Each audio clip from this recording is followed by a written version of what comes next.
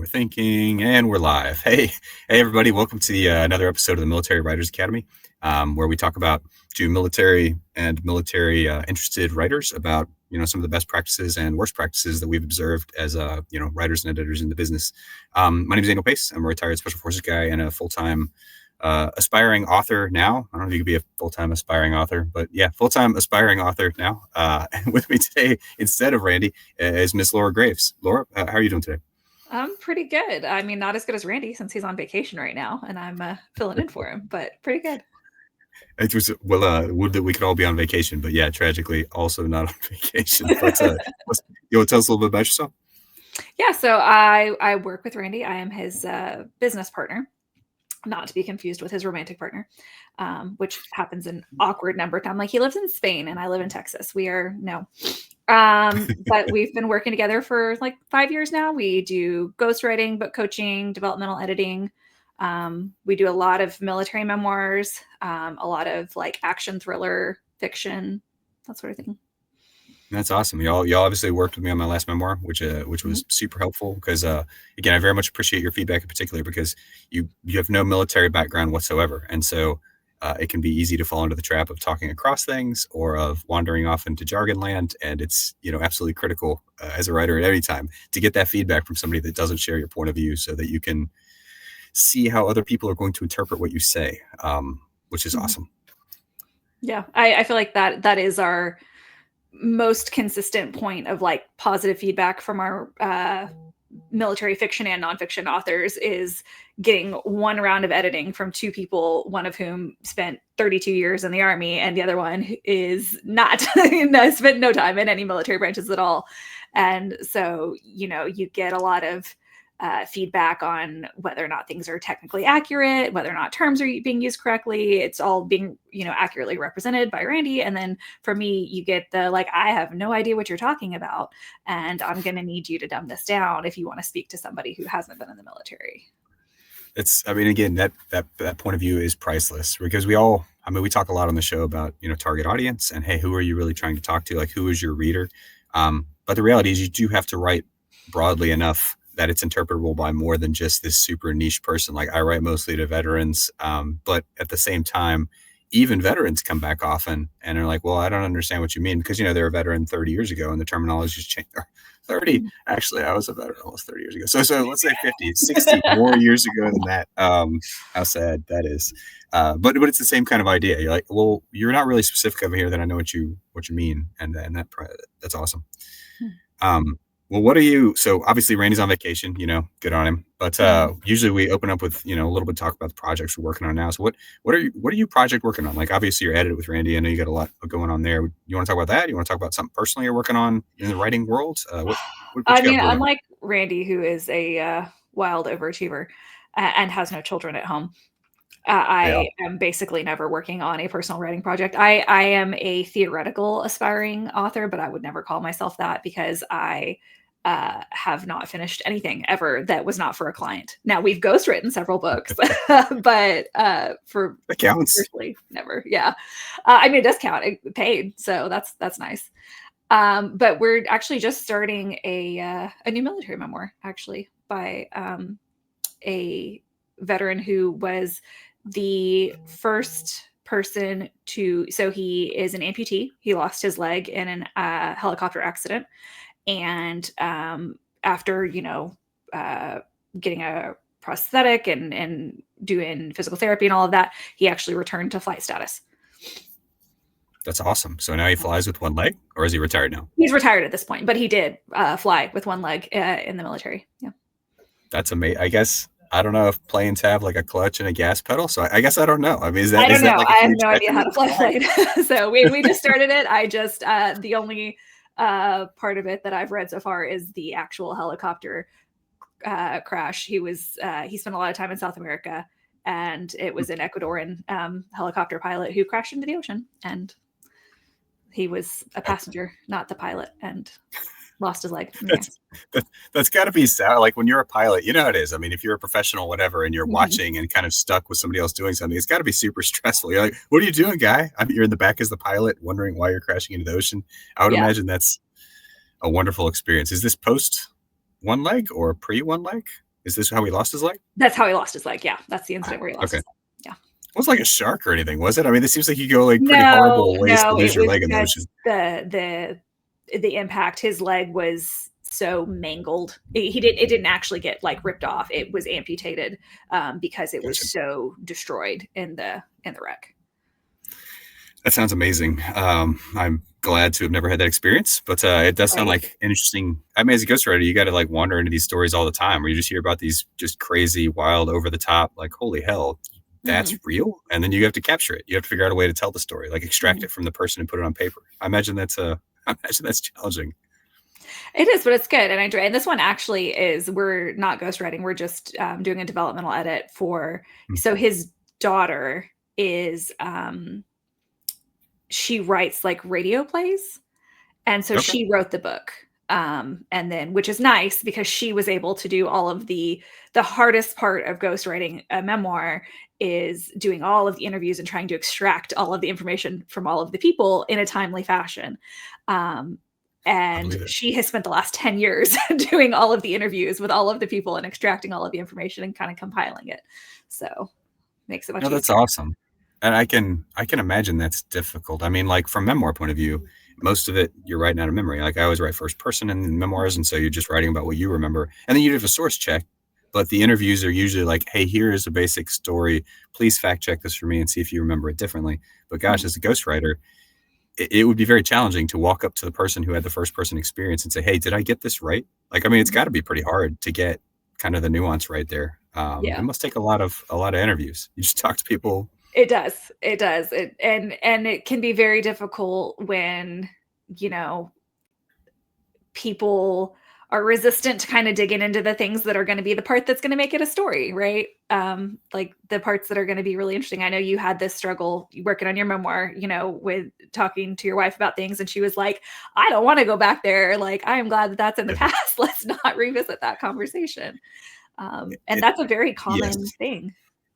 No, I believe you. It's like with fiction. Randy and I talk about this a lot. The old like, well, with fiction, you can just create or delete in order to make the story flow the way you want and to achieve the message you Mhm. want. With nonfiction, you can also do that, but you have to choose from a narrower pool of available options, right? You could delete pretty much anything, but you can only include so much unless you want to just straight up make stuff up, which I think most nonfiction authors try not to do. Right. Um, so yeah, and then you have all the sensitive realities. Like nobody's going to offend Tyrion the dwarf, right? HP or H.R.R. Martin or George R.R. Martin doesn't have to worry about his characters being offended, right? He can write whatever he wants, and then when he kills them, they're fine. But in nonfiction, a little trickier. Right. Yes, that Um, is definitely. In fact, we do legacy memoirs that are not really written for a broader audience. They're written for friends and family to just kind of preserve history. And we did one of those not too long ago, where that's one of the big things we look at, right? Is like, how are people portrayed in this book, and how are they likely to respond to that? And like, did you potentially portray somebody or a relationship in a way that maybe that's not how you meant that, to come across?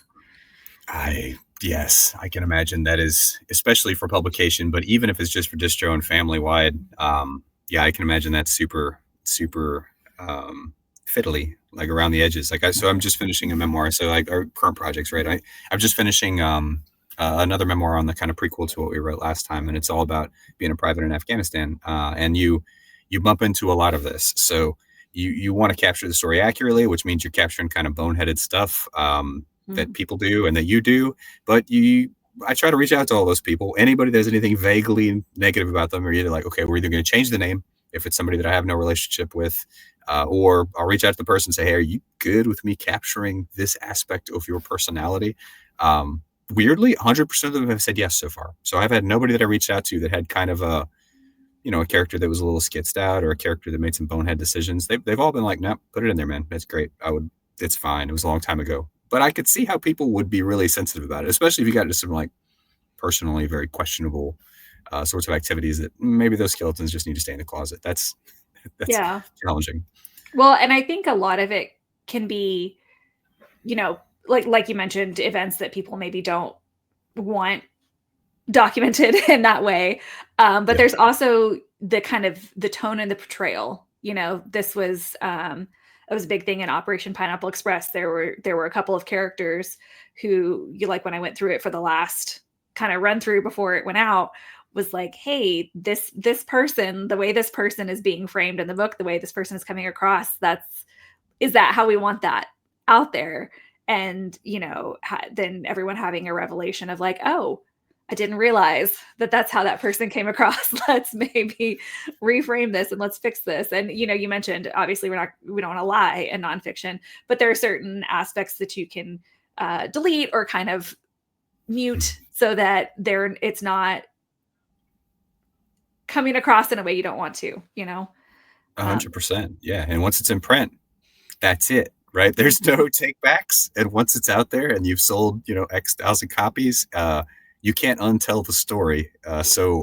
Yeah, particularly with people that I haven't been able to get a hold of, I've been super hesitant to put anything down about a person that even might, you know, throw any kind of shadow onto their character, because it's better just not to tell that part of the story. Usually I think you can achieve the same end from a storytelling point of view by either doing it yourself. I'm all about throwing myself under the bus because that's probably the easiest way to do it, or doing it with somebody that just doesn't care or that is happy to do that. But it's dangerous, a little high risk, a little nerve wracking, right? When you actually throw it out there, you're like, hopefully nobody's pissed about this. Right. Because they're real people, you know, and they're real people. It's unfortunate when you know, make your spouse look like a harpy, or you know, make it seem like, oh, I didn't really want that kid. You know, they're like, oh, okay, might want to. Yes. Well, on that particular note, I'm definitely have my wife read everything many times because, you know, that's really close to home, and you definitely don't want anybody to misconstrue anything there. But as you branch a little further out, it gets a little less high risk. But yeah, 100%, nobody wants that message to get mixed because they won't unsee it. But no, it's funny because we're really talking about character development. Like, it's everything we talked about is what we were going to talk about during the show anyway. And so what we wanted to cover today for the audience or the folks who are looking at this later is we want to talk character development. We want to talk, you know, as an author and editor, what do you have to do? Like, where's the sweet spot between too many characters, too few characters? How do you get a character kind of represented the way that you want this character represented in the story? Do you use POV? Do you just describe the person? How much description is too much? I wanted to cover some of that today because I think character development is something people struggle with, right? It could be easy to throw too many characters into a book and have them just kind of fall flat or confuse the reader.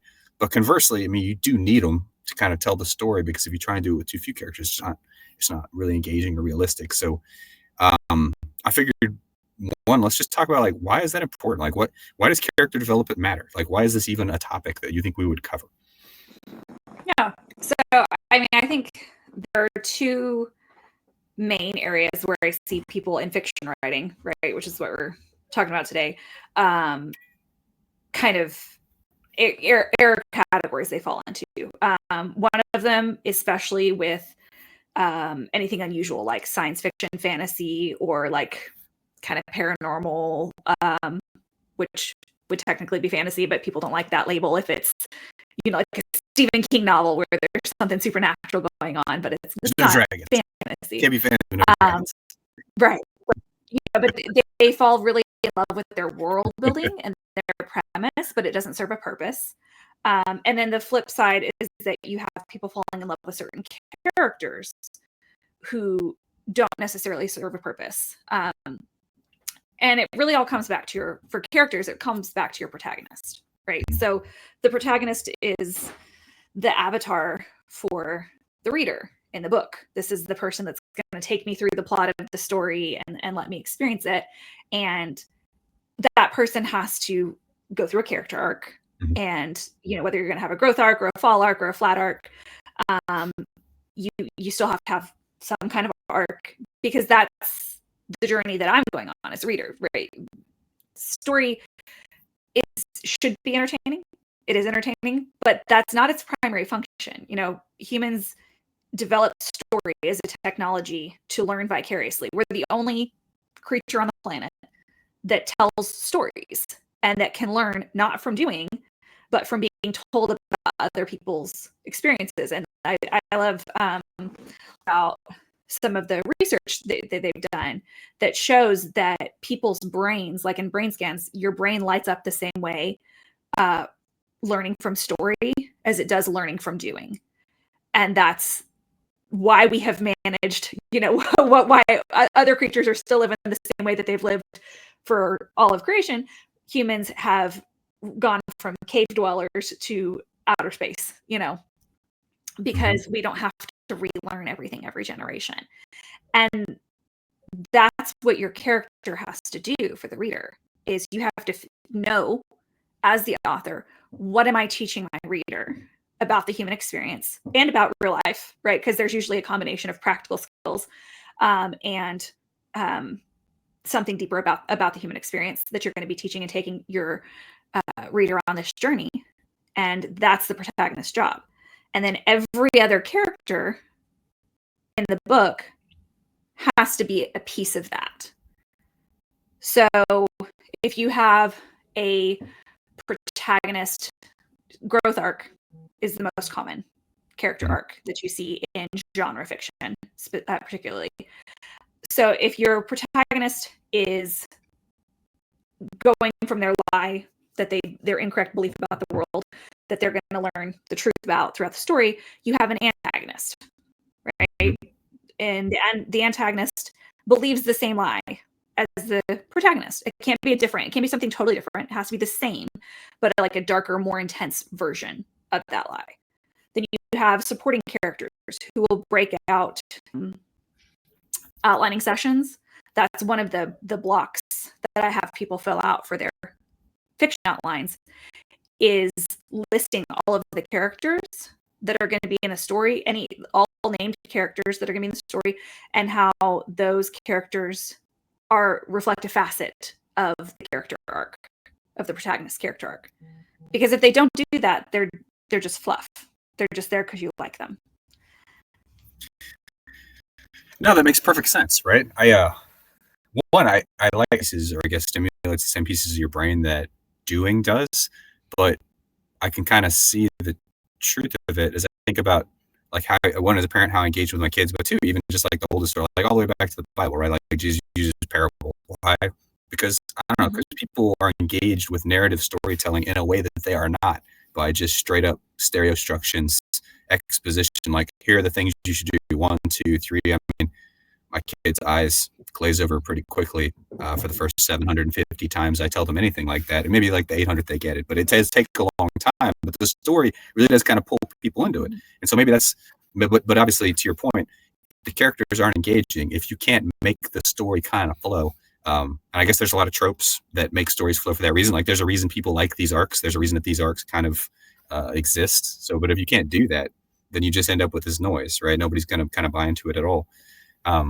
No, that's fascinating. I never thought of it that way at all. But so where's the challenge then? Let me ask you this. And I know we're talking fiction, but we got to talk a little. I mean, nonfiction. You bring questions to mind as we talk about it. Mm-hmm. One of the challenges that I have with nonfiction is that sometimes I kind of have to name a person because a person happened to be there, but they don't really have a huge piece of the story. Like it's almost like you've got to give them a shout out because they were there, and it would be kind of rude not to, or because. I mean, I don't know. So that balance must be tricky. But in the fiction world, it's very simple, right? If you bring in a character, if you're bringing in Sam Gamgee, then the reason you're bringing him in is because you want to talk about how you've got this solid, rock solid guy that's going to help you out. And then you got Merry and Pippin, the two clowns who eventually grow up, but they've got to be the idiots up front. And so I guess you bring them on for a purpose. Like there's no extra characters in good fiction. Is that kind of true statement? Yes. In well-written fiction, there are no extra characters. And I will say, I will caveat, because you mentioned Merry and Pippin, right? Who basically serve the same plot function, but right. their interaction is entertaining, right? And so that is a thing that you can do, and that's a thing I've seen done well multiple times, where there's a duo, but they serve the same function in the plot. And actually, this is super duper common. I know you have kids. If you ever read like the little chapter books they read, like Magic Tree House, those like little books that they start reading in like second grade. In those books, typically there are 2 or 3 protagonists in the book, and they all function as one character. Like if you analyze the story, it functions as a single protagonist. So there are times where you might split people out so that you can externalize things. Like again, in the chapter books, For little kids, you have 2 or 3 protagonists so that they can externalize the stakes and the crisis as they're trying in each scene, as they're kind of working through what decision to make, and they're processing information. They can do that in the form of dialogue with each other, because kids aren't going to pick up the stuff. Like if you don't put it right there on the surface, there's no subtext in little kids' books. They're not picking that up. No. No, that makes perfect sense, right? So it's almost like different facets of the same protagonist. Like I picture the old Encyclopedia Brown and Sally. Like they're different characters, but in the sense they're really solving the mystery the same way, and they're just bouncing different problems off each other. And so if they didn't exist, it would all have to be either like just narrative in the guy's head while he's talking, which to your point doesn't resonate super well with little kids, but also it could often sound kind of schizophrenic and weird, like some kind of Chuck Palahniuk book where you're like, why is this person having such deep conflicted conversations? And kids aren't going to pick that up.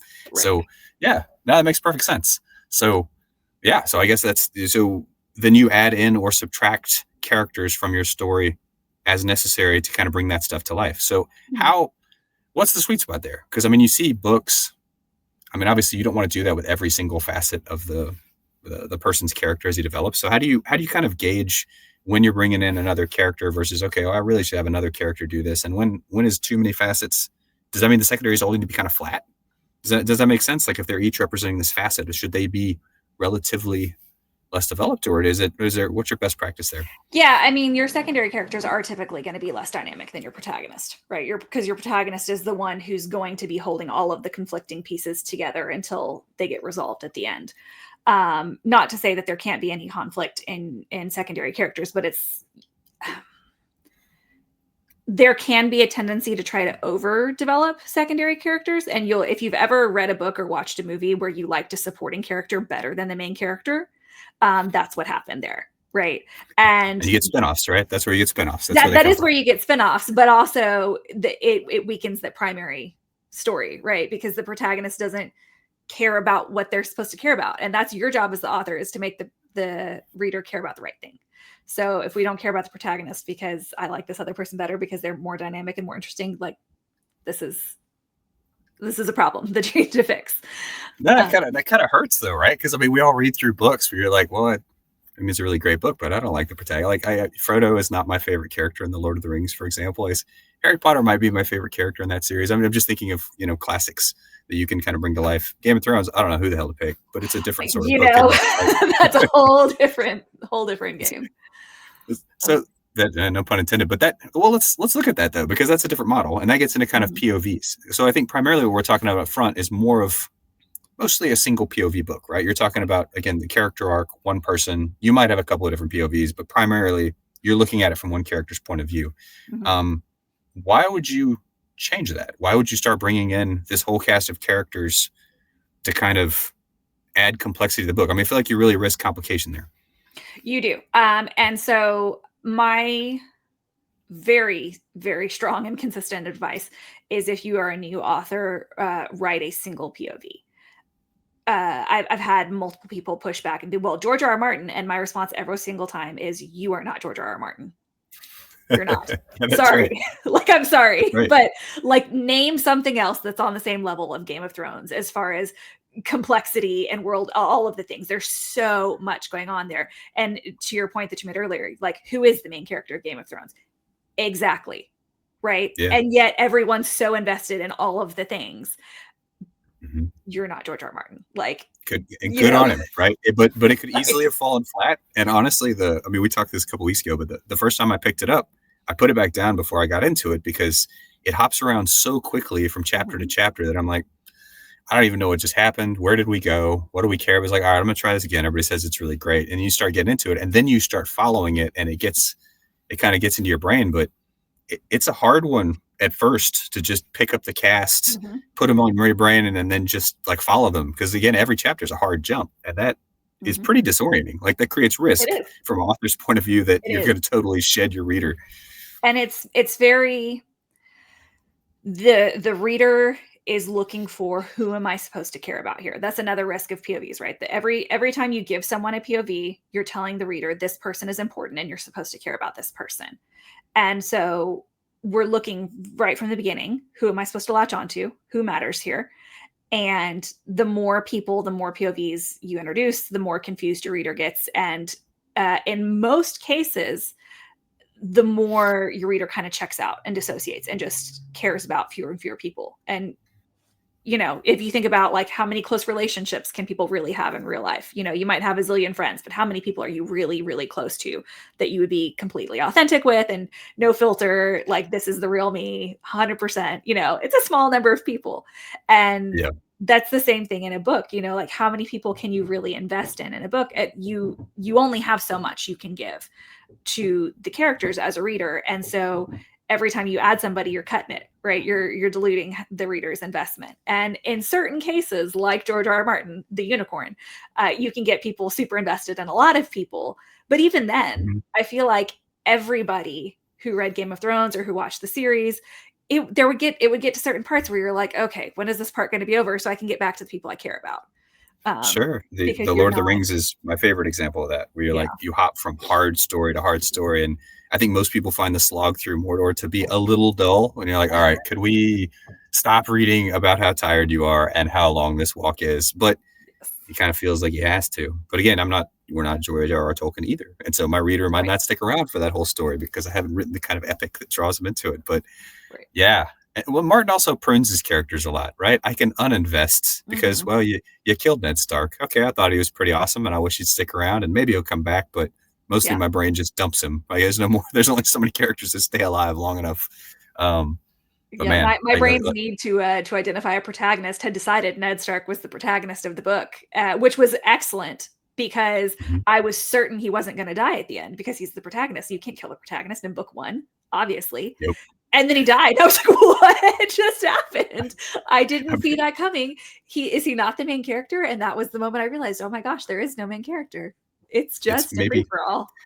Maybe Tyrion, maybe, but to your point, like as an author, he was good enough at playing up tropes and kind of standardized plots that you just assumed, like, okay, here comes the magic wand that's going to make all this better, and you're like, oh, we're doing it a different way. And that's super challenging. Actually, there's a similar, like on way older scale with Dune. Like I'm a big Dune fan. I kind of lose focus as you go through the series, particularly by like 6 and 7. Good Lord. But with 1, you only see a couple of extra POVs. You see a very small number, like the mom and the dad. I think the Duke and Jessica get POV scenes, but those kind of engage you with a character that otherwise, like, you feel like the Duke's going to get killed, right? That's kind of, they set that up pretty early that like he's going to die. But when you POV him, you're like, oh well, maybe he's going to kind of make it. They draw you in a little extra, and then they knife him off, of course. Right. But even he doesn't do too many POVs. Like there's a lot of characters that are fairly well developed and still remain flat.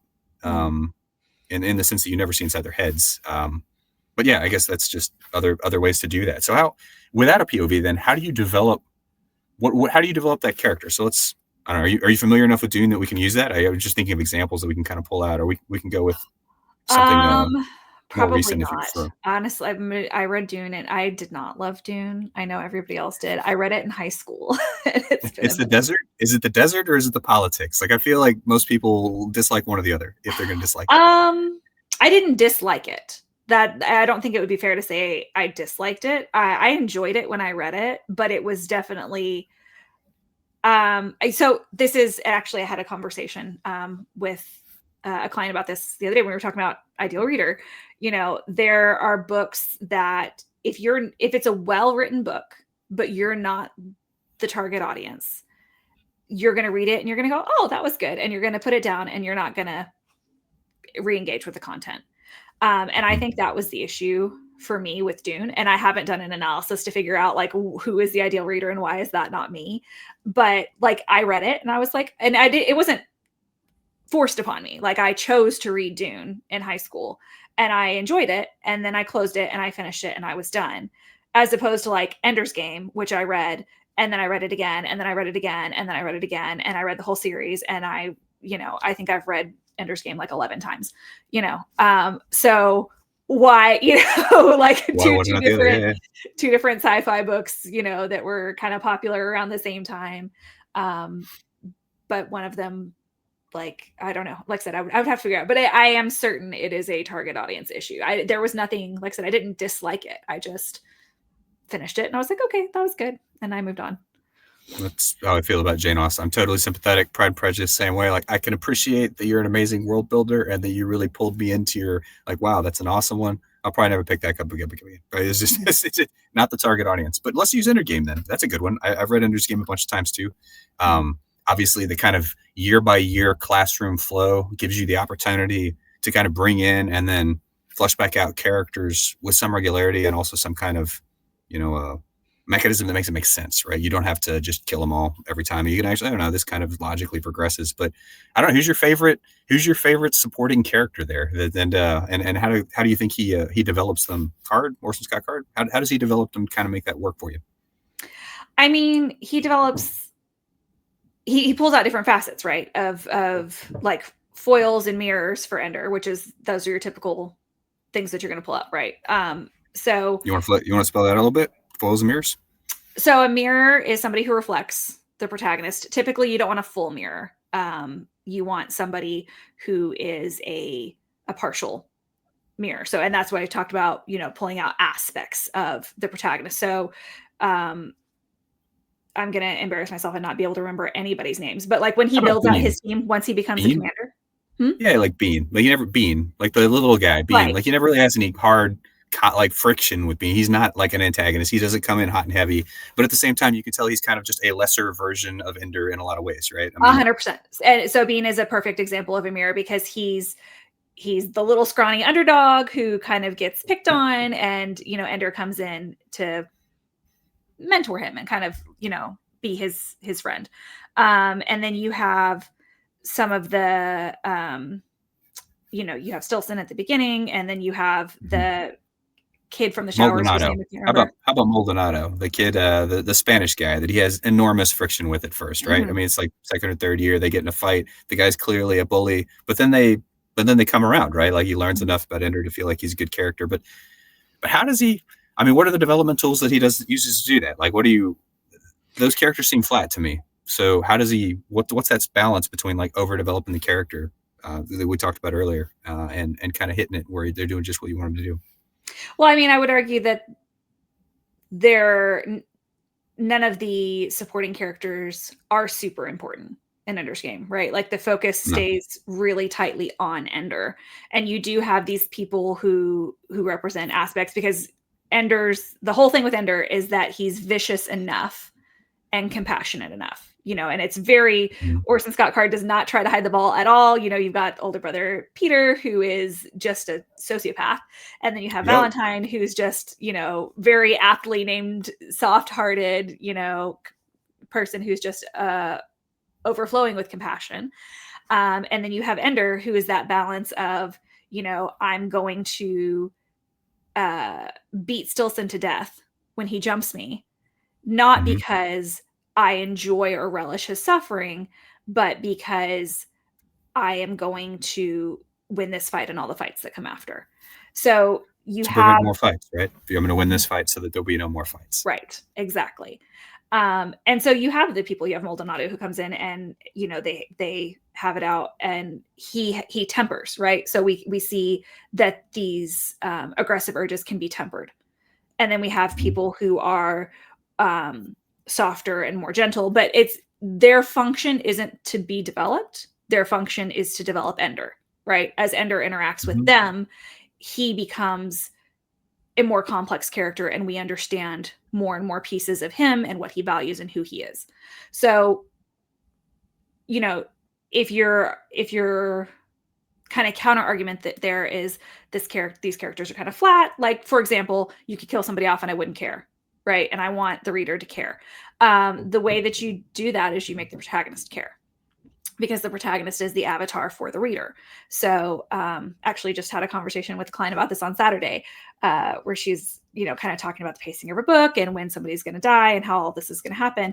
And I said, here's the deal. If it's a random person who dies at the beginning of the book, the reader won't care. But if it's the protagonist's husband, who she loves dearly, who dies at the beginning of the book, the reader will be heartbroken with her, because you're going to show us how heartbroken she is. And we don't need to have gotten to know the husband before he dies to feel that heartbreak, because anybody who's ever been in a romantic relationship and had somebody that they love like that would understand how devastating it would be to in a violent, abrupt, unexpected way, lose that person, So you don't need to establish those things. It's already kind of baked into the cake. The reader has schema for that in place. We understand. And so you show the suffering and the heartbreak. But if you are trying to develop that relationship throughout, so totally different example, but super popular currently, the Fourth Wing series, which is a romantasy, not your jam. But it's amazing. Randy read it because it was, we had for training, we had to read it. I said we had to. I very much enjoyed reading it, but he suffered through it. And he was like, all the dragons and stuff are great, but like, why is she like talking about how hot he is every page? And I was like, because it's romantic fantasy.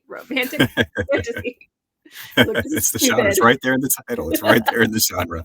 Right. But so spoiler alert for those who haven't read it coming.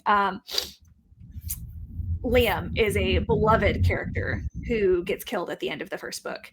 And there's like, the internet is awash with memes about just the devastation of Liam's death. And so how did the author do that? How did she make everybody love him so much? She made him lovable, right? So the main character is in a war college for dragon riders. And her mother is the commandant of the war college. And everybody, so you already know, like everybody hates her guts because you're a Nepo baby and you don't deserve to be here. And we worked hard and you just got a spot because your mama gave you one, kind of a thing. And they just despise her. Let me guess, she has a difficult relationship with her mother and none of this is actually handed at all. And she's probably the hardest on her of anyone. Is that where we're going? Of course. Sure. And actually she didn't want to be a dragon rider. She had studied to go to the scribe quadrant to be a historian. And her mother like forced her to. So she did get the spot without having earned it. But she didn't want it. She very much wanted to go read books in the archives. Good mother-daughter friction, right? Can't have a good target audience of women without some mommy toddy. Like for sure, the friction is real. But anyway, so everyone is really shitty to her. Sorry, bad words. Everyone's terrible to her in this book. They're all literally out to get her. Like there are multiple murder attempts on her because that's one of the things. You're not allowed to kill anybody in your squad. But other than that, you're not allowed to kill anybody in your squad, and you're not allowed to kill anybody in the presence of leadership. But like sneak into their bed, kill them at night, poison them, whatever, like that's all fair game.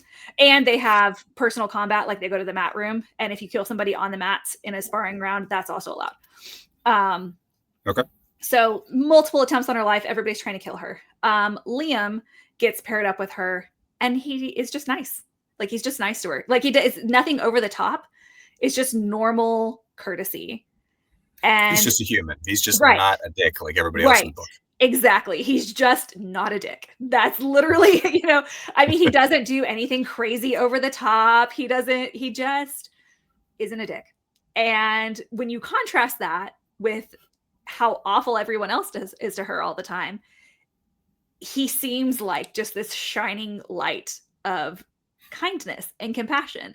And then he actually does save her life later on in the book and one of the many murder attempts that are made against her. And so in the end, when he dies because they're in an actual battle and someone's coming at her on her blind side, and he dives in and intervenes and gets killed in the process. And so you're just like, oh, like the one person who's nice to her is dead. And it's terrible.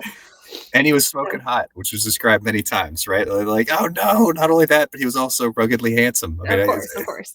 I mean, it's romantic. No, that's awesome though. Yeah. But that's what we're talking about, right? You show reflected in the narrator in her scenes of like, I can't believe this person's nice to me. And then the next chapter, you're like, oh wow, everything in my life sucks, but this one person is keeping me going because he's just not a horrible human and everybody else is, and I got nothing to live for, but this person's here. And so you can kind of draw the reader along that path to where they really feel the same, like, man, that's a great person over there. Just think of all the wonderful things we could think about that person because of the way they're helping our poor protagonist who's quite put upon just make do. And that's awesome, right? I mean, so that's I mean, so I guess go back to Ender's Game, that we would say that Card does that, but then it gets cut so often that you kind of lose focus on that person. So we develop, like, okay, next year we lose sight on what that person looked like. He skips a grade, kind of, we do that again. Mhm. And then in the end, we have this kind of reunion tour of like, now when these characters are getting killed off, when you have this kind of heroic scene at the end where he's got to basically kind of use and wield his friends in a way that is, it's still enough development has been done that you as the reader can feel his kind of pangs of guilt from sending his friends in to die. And so I guess that makes sense. He did it sequentially. Some books would do it more all at the same time where, hey, okay, like again, Lord of the Rings, like, okay, well, we got them all in the story at the same time. So we're going to build them all roughly in the same, arc. But, Ender's Game, he does it compartmentalizedly. And it sounds like Fourth Wing is the opposite, right? We're like, okay, well, we only got one person. And so by developing that one person, you really get a ton of engagement from the audience. Well, and she really develops a lot. That's part of the reason the book is so good, is because it's high fantasy. So Romantasy is high fantasy. So there are dragons and castles and all of the things. But these books are like 600-800 page books, right? So there's a lot of characters who are really well developed, but he's an example of like a super beloved. Whereas in Ender's Game, the characters are really all tools that serve a plot function, but I don't think that was unintentional. I feel like that was deliberate because Ender himself is a tool in the story. Yeah, that's right. And he has to work with tools, and they are specifically like by the end of every series or scene, you get kind of the idea that he's viewing this person as a tool. He loves this person. He does develop a relationship with him, but in the end, he can't escape that aspect of his brain that puts everything into this game theory, like win, lose, here's what we do to achieve it. Even when other people are more normal, like even when the other characters are like, well, this is actually a more normal human than Ender is, and he's or she seems like a reasonable person, but Ender's that much better because he is not a reasonable person. He's kind of like mechanical, I guess. Yeah. He's not quite sociopathic, but he's close, right? Yeah, I mean, and that's the thing, right? Is he's that balance of like compartmentalized and detached enough to do what needs to be done, but also compassionate enough not to become a megalomaniac and destroy the world with his power. And you see that even in the pieces at the beginning of each chapter with Colonel Graff and whoever talking, but you don't know who it is in the beginning that's talking, but they're always talking about him. And even that reinforces the idea that he's a weapon that's being honed. He's a tool that's being forged for a purpose. And he's taken as a 6-year-old and molded in this way. And that's how he is treated. And that's how he relates to others. And so, like I said, I don't think that was like a flaw in the writing. I think that was a feature. No, I think you're right. I mean, because in a way, the author is doing what those characters in the book are doing. Like, I'm going to deliberately introduce this person in order to achieve this effect on Ender. So we're going to skip him up to this grade. I mean, in story, they're doing the same thing. We're going to put him here so that he's forced to deal with this challenge because we think it'll, hone this aspect of his personality that will make him this much better to get to our end game. But now that makes sense. But there's one character we haven't talked about yet in that book that actually, to me, represents like another way to develop a character all the way, which is, I think, interesting to talk about. But like, Mazer Rackham, like does he end up being the father figure? Is he sort of this heroic, distant father figure who then becomes a father figure in the end? Does he like they develop the character? You never meet him through the book, right? You don't hear anything about him. In the end, you meet him though he's fully developed, and kind of the character you've walked into. And so how does the author do that? And when is that a useful tool to like, well, we're going to develop a character, but never have the character even been in the book. You're going to hear about him in echoes, and all of a sudden, holy shit, you're meeting this character. You're like, wow, this is a substantial event. Like, even as a reader, I feel like, whoa, we've stepped into a piece of history. And when is that useful, and why? And I guess, how do you do that right? I mean, I think that in the case of Ender's Game, he was very much a larger than life kind of figure. Almost comic booky through the whole book. Yeah, and meeting him at the end was an important piece of like, this is real, if that makes sense. Like, it does, because everything that they were doing, the war they're fighting and the training, there's almost this feeling of like, how much of this is real? Because the enemy's never on the page. The enemy that Ender is fighting are the other kids, and to some extent the teachers, and that sort of thing, but not an actual enemy. And you have this almost like godlike figure in the book who is just put up on this pedestal and is so admired, and he's this crazy hero that saved the world. And then he comes in and he's on the page there and he brings it all down to reality. I think when he's makes it dirtier again. Like, so, but so I don't remember. I read it so long ago. I read it when I was a little kid that I don't remember if during the final battle scene I knew that he was fighting real opponents, or if it was just the final. I thought it was the final test in the game. Obviously, Ender does not. Ender is told that this is one more test and it's the final test. It's been a minute, but I don't believe he concludes that it was real until after the thing is over. Or maybe toward the end. Is it right before like the final thing when he kind of realizes? But I, as a reader, did not, I think, realize that. I thought, okay, one more test. Here we go. There's more to this book. And then you find out, oh, actually, you just destroyed a whole species. You're like, wait, what? Like, obviously, Ender has to come to terms with that too. But one, that was a really cool, like, Fight Clubby, like, again, like Chuck Palahniuk, like pull the rug out from under you as the reader. Great job there. Because like you said, the enemy through the entire book is just like, there's comic book bad guys. We're training against these guys. They're not real. The kids are the problem. And then you get to the end, you're like, oh, we won the war. You're like, whoa, shit. So good at him for doing that. But yeah, I guess Rackham, it's been long enough that I don't remember specifically. He doesn't introduce himself and say, we're going to fight the war now, right? That's still held off till after the whole thing's over. Yeah, no, they don't tell him. It's all exams. I mean, they're the whole time they're at command school, they're actually fighting the war, the entire time. And you can see he seeds that really well, so that once you get the reveal, you can go back and you can be like, oh, because the further they get in command school, the older the technology, the older their ships that they're working with. It's like, yeah, because those are the first ones that were sent out. And so they're the ones that have made it the furthest. And so you start off, with these outer ones, and then you're working your way in.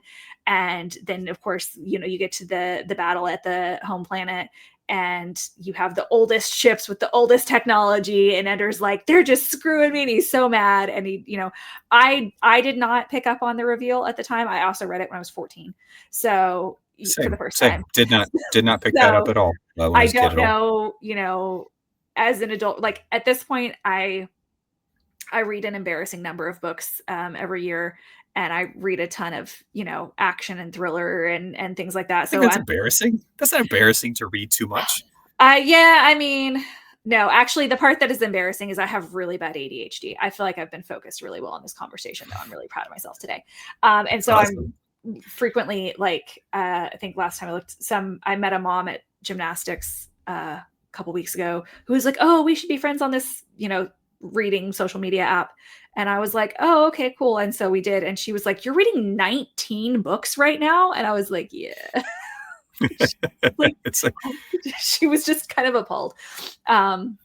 So maybe it's not the number of books I read. It's the number I read at any given time. Simultaneous. Well, see, now you just revealed as a reader, you've just given more challenge to an author. Like, okay, so not only do I have to compete for the reader's attention and ability to process the characters in my own book, but if she's also going to be reading 18 other books at the same time, like, well, shit, I better keep it real simple, right? Otherwise, there's no chance this person's going to remember anything about the story. Don't make me work too hard. Yeah, no. And I will say that is one of my number one. I very rarely spend money on books. Like, I have to be very invested. So I do Kindle Unlimited, which is a subscription service, so I can check out books from that.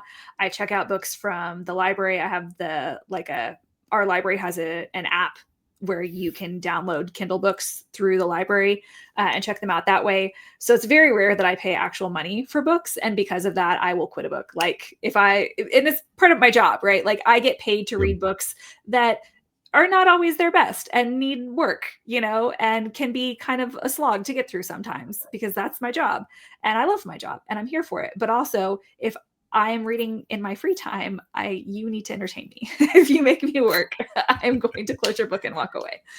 I mean, that's a lot of pressure though, but that gets into a whole nother aspect of writing. We could probably talk about another time, which is like the hook, right? Like, you got to pull the reader in quick. Like, again, one of my favorites on this is, Jurassic Park. Like, I love the little prologue that Crichton writes. And again, it's been a while since I picked the book up, but you basically are like, mysterious box, guys down in this Central American country, like prodding, like, what the hell is in this box? People die, and then it just vanishes, and you skip to these other like kids and characters. You're like, what the hell's going on? I mean, you see the cover of the book, you have some idea what's going on there, but at the same time, it pulls you in quickly. You're like, whoa, what do we got going here? And that's fascinating, a fascinating topic all into itself. Is how do you grasp the reader? How do you get them to not turn the book back to Kindle Unlimited? Right. It's hope funny. is one of my very favorite topics, and I won't let us get derailed. But like, you have to hook them at the beginning, but you have to keep hooking. Like you keep opening loops, and you have to keep opening loops, and you have to close them, which is a whole nother, But you have to hook them over and over and over. No hanging chads. You can't just like hanging chat it. So actually, we got a couple of You comments. can some, right? Because some of them you're going to open at least one loop at the beginning of the book that you're not going to close till the end, because that's the global plot of the story. But if I was working with a client last week on a scene, and I was like, hey, I went through and I was like, you opened 17 loops in this chapter, and you closed 3. And I need you to close way more than that, because I have just hit the point by the end of the scene where I'm just confused because I don't know what's happening. And I was like, that's not, you open a loop and then you close it, and then you open another one and you close it. And you can leave some open because that's what keeps you reading. Somebody commented the other day about like Leanne Moriarty, how he loves her books because she'll open a loop and just leave it there. And you're like, a letter comes and you put it down on the counter and then go through all this other stuff. And the reader's like, what's in the letter? Open the freaking letter. Like, I need to see the letter, and that's what keeps you turning the page. But with some authors, that's like a shtick, right? There's some authors whose books I pick up knowing that you're going to drag me along. There's going to be some weird stuff up front that I'm not going to get. You'll probably close it out in the end. Maybe a little bit you won't, but you're going to kind of dangle me along. And that they do it well enough that that's part of the fun, is knowing that these loops are going to kind of just hang suspensefully through this whole thing, or I won't even recognize the loops. You're like, oh, like what you talked about with Ender's Game, where you're like, I didn't even see what you were talking about until the very end of the book, and wow, let's go back and kind of review it. Right. Some people could do that really well. We had a few comments. So we got we've got talking forward about Ender's Game, how in the sequel he actually saves the species he destroyed in the first. I mean, to me, that's a discussion about like arcs within arcs. Like, so the book that I wrote last time, I decided to turn it into a trilogy because I figured there was a story before and a story after. But the trick in doing that is you have to then zoom out from the character. Like in this case with Ender, you have to zoom out from the character and say, okay, well, that entire arc is now resolved. So if I want to keep this character fresh and interesting, I need to make sure that I either introduce a new challenge or kind of reflect back on the old challenge in a new light, which I think is kind of what the sequel book was about. Is like, no, yeah, there's misfit broken toy who killed everybody. What do you do now? Which is super challenging. And then the second comment was, hey, they said they saw Ender's Game, they saw it in 3D, and then got the Stingo vision effect of a bunch of ants stinging them during it, which I gotta think that sounds terrible. Working to the climax. Yeah, it sounds. Where the hell is this movie theater? Like, is this like is this a little Central America? Is this where are we talking about that we got stung at the theater? But yeah, no, thank you on that. I love Speaker for the Dead, the sequel, and I read the 4 books, and then I think another one came out after that I still have not read, but all the way through Children of the Mind, like I thought was really, really good. I did not watch the movie ever because I heard it was terrible, and nothing upsets me more than watching my favorite books be destroyed. So. You don't like Stephen King books then? You don't like Stephen King movies, right? So we're definitely like the worst. Does he have the worst set of adaptations of book to movie? Is there somebody who has worse? I don't know. I still fully maintain that one of like my favorite high school book, which I've tried to go back and read it since then, and it's such angsty trash. I hate it now, but I loved it in high school. And it was a typical like, love story with the love triangle and the angsty teenage girl, which I totally related to when I was 15. Is it Twilight? What are we talking about here? What it's not Twilight. Unfortunately, I am too old to have Twilight come out when I was in high school. But no, it's called Blood and Chocolate. Don't recommend it unless you're an angsty teenage girl. But werewolves and, like I said, this whole love triangle thing. And I loved the book. My friends all loved the book. We all read it a whole bunch of times. It was amazing. My senior year of high school, a movie came out from it. And again, it's got a love triangle. And in the movie, she ends up with the other guy.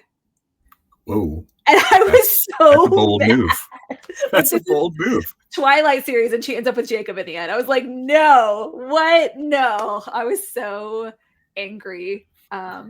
And then, yeah, by the time Ender's Game came out as a movie, I was like, nope, I don't trust you people anymore. You cannot have my childhood favorites. I will watch no made for TVs, like, or no adaptation of book. Like, there's no we're not going to see them at all.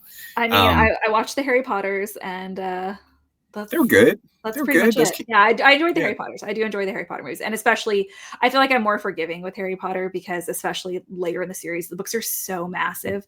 I wish that they were made today when everything is an 8-part Amazon series, you know? Sure. And so instead of 2 or 3 hours, you get 8 hours plus to go through it. That would have been nice. But I can be forgiving when it's long, you know? And well, so but sometimes you know it when you see it, right? There's series that just do it right. And they kind of hit the length to quality ratio. I mean, I would, if we looked at the Lord of the Rings and the Hobbit, I would say that I had some issue with the Lord of the Rings for character adaptation and changing pieces of the story and cutting stuff out. But the Hobbit's the opposite. We were like, you took a 200-page book and you made it 9 hours. And right. I feel like you really had to make a lot of shit up to fill that space. Yeah. And they did. They just made up all kinds of crazy shit. You're like, that, you didn't do it well. Right. I mean, there's some you do well, some you don't. And I mean, I'm sure that's a challenge, right? I don't want to pretend that I can make books into screenplays. Of course, The Princess Bride would be the example of, movie that's just, I think, better than the book. I mean, I like the book okay, but the movie's obviously legendary. So it's hard to, some people, I guess they do it so well, it's even better. I mean, I hate to speak blasphemy, but I feel the same way about Pride and Prejudice. Like, Which one? Do you like the movie better or the book?